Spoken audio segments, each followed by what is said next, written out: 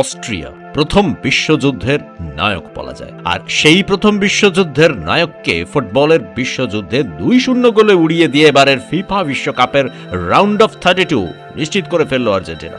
আর যার জন্য পুরো ব্যাপারটা সম্ভব হলো তিনি লিওনেল মেসি। ইউরোপিয়ান যাত্রাভিমানকে ধুলোয় মিশিয়ে নিজের পায়ের জাদুতে গোটা বিশ্বকে মোহিত করে রাখলেন বিশ্ব ফুটবলের জাদুকর। 90টা মিনিট টান টান উত্তেজনা, পুরো সময় মাঠে রইলেন তিনি। পেনাল্টি মিস করলেন, কিন্তু বুঝিয়ে দিলেন তার পা গোলের ঠিকানা খুঁজে নিতে পেনাল্টির ধার ধারে না। একটা পেনাল্টি মিস করতেই পারেন, একাধিক গোল করে দেবেন, সেটাই করলেন মেসি। প্রথম দিন হ্যাট্রিক করে বিশ্ব রেকর্ড করেছিলেন, অস্ট্রিয়ার বিরুদ্ধে জোড়া গোল করে আরো একটা বিশ্ব রেকর্ড করলেন। এত বছরের ফুটবল বিশ্বকাপের ইতিহাসে তিনি এখনো পর্যন্ত সর্বোচ্চ গোল স্কোরার, পেরিয়ে গেলেন জার্মানির মিরোস্লাভ ক্লোজের বিশ্বকাপে 17টি গোল করার নজিরকে। অস্ট্রিয়ার বিরুদ্ধে লোটেরো মার্টিনেজকে তাদের ডিফেন্সে ফেলে দেওয়ায় ভারের সাহায্যে পেনাল্টি পেয়েছিল আর্জেন্টিনা। সেই পেনাল্টি মিস করেন মেসি, কিন্তু তিনি লিওনেল মেসি, তিনি জানেন অভাব কিভাবে মেটাতে হয়। প্রথমার্ধে একেবারে শেষের দিকে একটা দুর্দান্ত মুভমেন্টে উঠে এলেন আর্জেন্টিনার 3 তারকা Lionel Messi, Lautaro Martinez, Thiago Almada. আলমাডার দুর্দান্ত টাচ অস্ট্রিয়ার ডিফেন্সকে বোকা বানিয়ে চলে যায় মেসির কাছে।